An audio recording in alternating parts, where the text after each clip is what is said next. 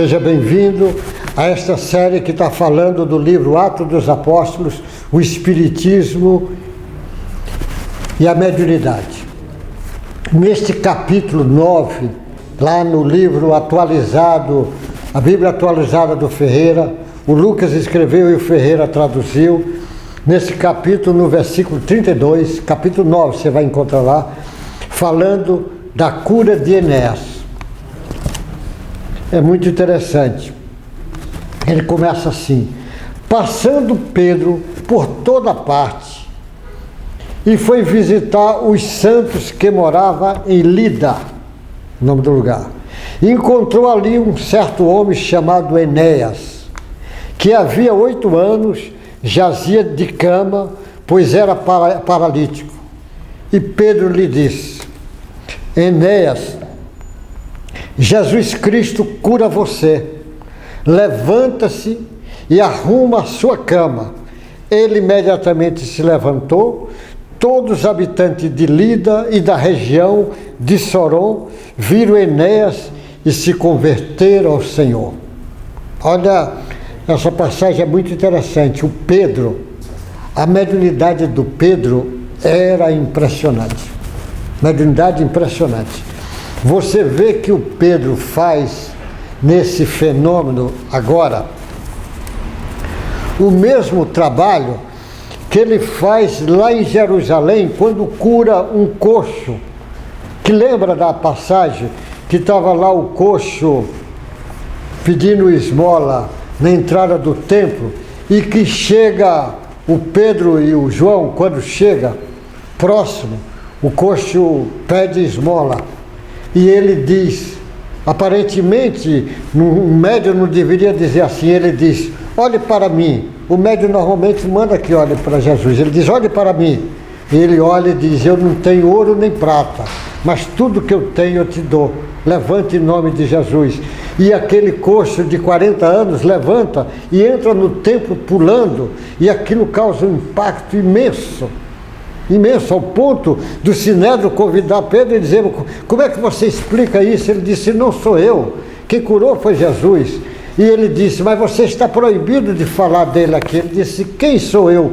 O senhor querendo proibir de eu falar? Entre Deus e vocês eu fico com Deus. Como é que eu posso negar, deixar de falar para o povo o que eu vi de Jesus fazendo, curando, tratando e ensinando as sabedorias do seu evangelho? Eu não posso parar. Então você veja, agora de novo, ele na cidade de Lida, naquela região de Sorom, todos ficaram impressionados, porque ele vai lá de novo no fenômeno mediúnico. Ó.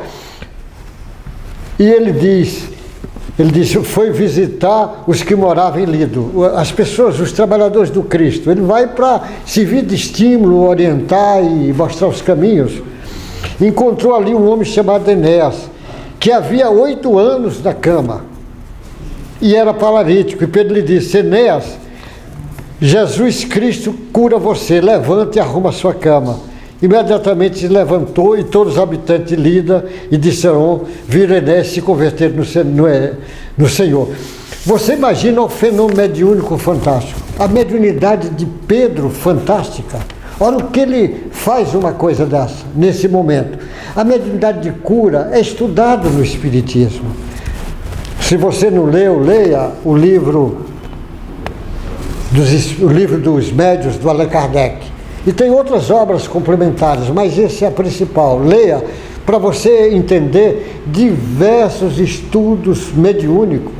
Quando você vai lendo esses estudos mediúnicos, você compreende agora, no livro do Atos dos Apóstolos, a mediunidade com a clareza disto.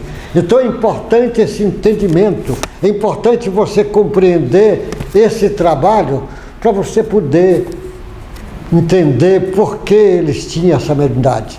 A mediunidade de Pedro, a cura do Enéas, aquele momento que houve na cidade de Lida, é para a nossa reflexão. Por isso que o Espiritismo diz: se você conhece mediunidade, é muito mais fácil você entender o livro Atos dos Apóstolos. E mediunidade vai precisar ser conhecida, porque é um fenômeno crescente daqui para frente. Aqui para frente nós vamos ter cada vez mais médio ostensivo.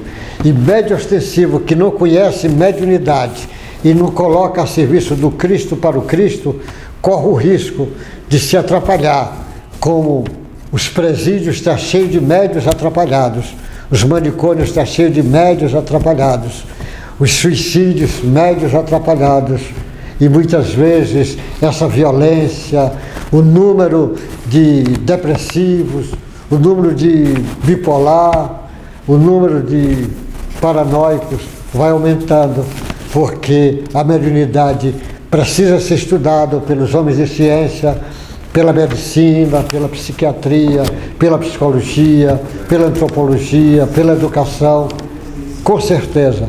E se você estudar e entender, você vai saber colocar a sua mediunidade a serviço do Cristo e para o Cristo. Com certeza você será um instrumento de Deus e Deus vai te ajudar.